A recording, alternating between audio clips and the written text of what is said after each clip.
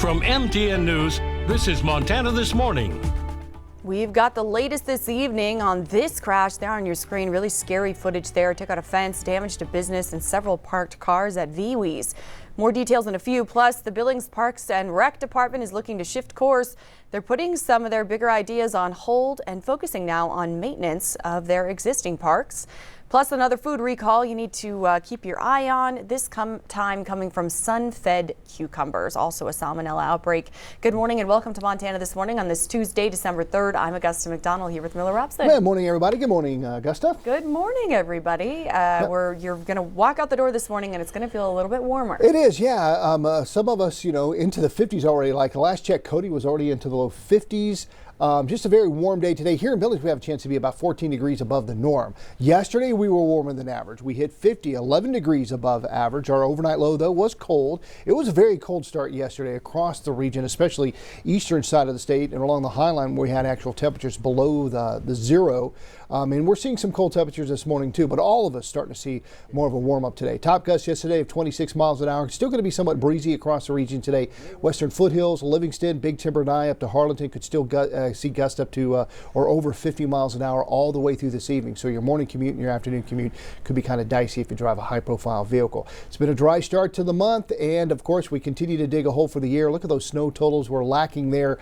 Not a lot of moisture in the forecast moving forward, but maybe some changes by the time we get to the end of the weekend. We'll explore that coming up. 41 right now at the airport, getting warmer. Feels like 32. Winds out of the southwest at about 18 miles an hour across the area from east to west. We've got teens, 20s, 30s, 40s, and we did even have some 50s earlier this morning. Looks like Cody, though, you've cooled down to about 47. But look at the wind chill factor out there. It feels like 2 below right now in Glendive and Miles City. But don't worry, you'll be warming up like the rest of us. A couple rounds of cold fronts coming through. What's that going to do? How's it going to affect our weather? We'll let you know coming up. All right, Miller, thanks for tracking all those details. And now let's get to that footage. We have the latest now on a very strange crash in Billings Sunday that took out a fence, damaged a business, and wrecked several parked cars. Here's surveillance video from Eagle Tattoo. It shows the moment a driver makes impact. It almost looks like it's out of an action movie. Arlena Howder has more on how this happened and the damage it caused and just who was in that car. Two Billings businesses are picking up pieces after a vehicle careened off of I-90, hitting 4 cars parked here at Viewes, a Volkswagen restoration shop. One of those cars then crashed into the storefront of Eagle Tattoo in a scene they never could have imagined. Things can change in an instant. That's something this wild video proved to Jolene and Andy Glover Sunday night. Heartbreak.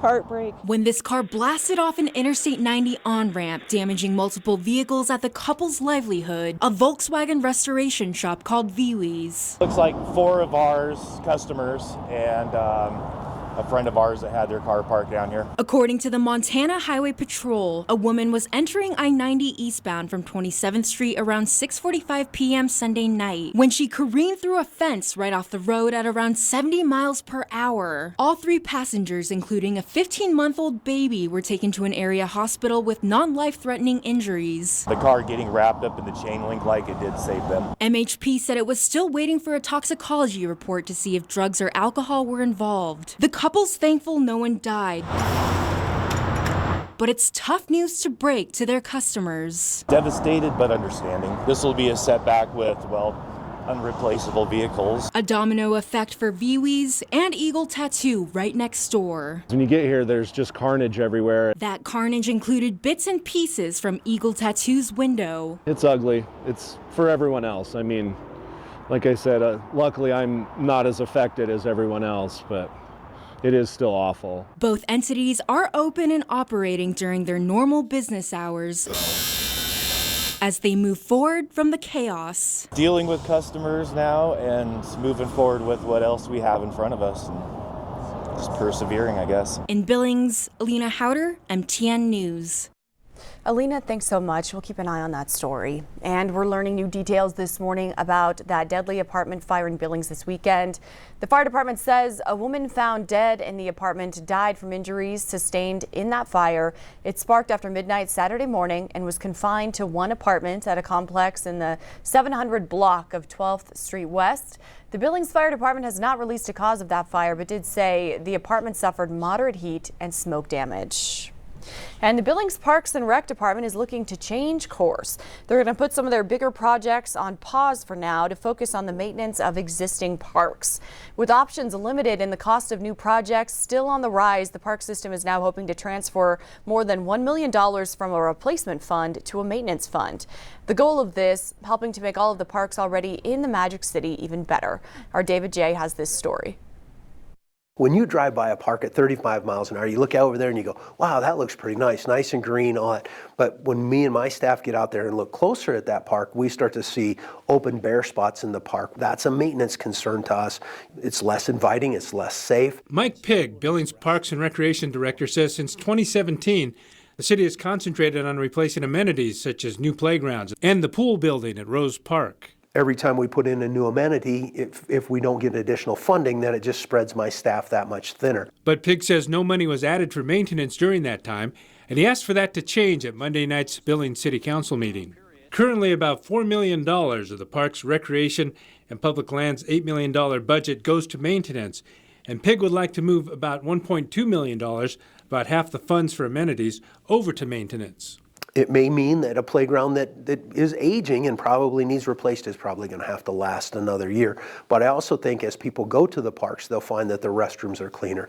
They'll find that the playgrounds are safer. Pigg says adding new amenities may draw attention, but well-maintained parks are safer. People are more likely to go there with their family, with their kids, and so that kind of pushes that negative activity out of the park, and I think it makes them safer. I know it makes them safer. Part of the maintenance would involve adding a second police officer to patrol parks. Pigg says out of a staff of 23, 16 are dedicated to maintenance, almost 6 short of what is ideal to maintain 2,400 acres. We're not asking for any new dollars. We're just going to reallocate how we spend our dollars and maybe do it a little bit wiser. And again, that was Q2's David J. A true sign now that Christmas is just around the corner. The Montana State Capitol's Christmas tree shined very bright as it was lit yesterday. The tree, harvested on state trust lands near Bozeman and 40 feet tall, weighs 1,100 pounds. The Carroll College Choir performed multiple holiday songs during the ceremony. Its director helped to share the symbolism behind the tree lighting. It really is the start of the Advent season for us, and it's also, just a time to come together with family and friends and community to just enjoy all of the festivities of the season. The governor and first lady invite all Montanans to visit the state capitol to see the Christmas tree throughout the month of December. And something to pay attention to, another food recall is hitting Montana. This time it's coming from sun-fed cucumbers.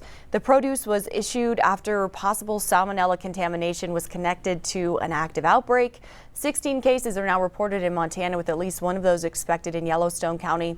This is the third major recall of a food product in the last 2 months, but Riverstone Health believes the local case in this instance stems from November. Charlie Kleps has this story. Cucumbers like this one are just the most recent produce to be recalled in America after being linked to multiple cases of salmonella, including some here in Montana. And while this one might be fine, it doesn't have the sun-fed sticker, officials are encouraging any residents to throw their unmarked or sun-fed marked cucumbers away.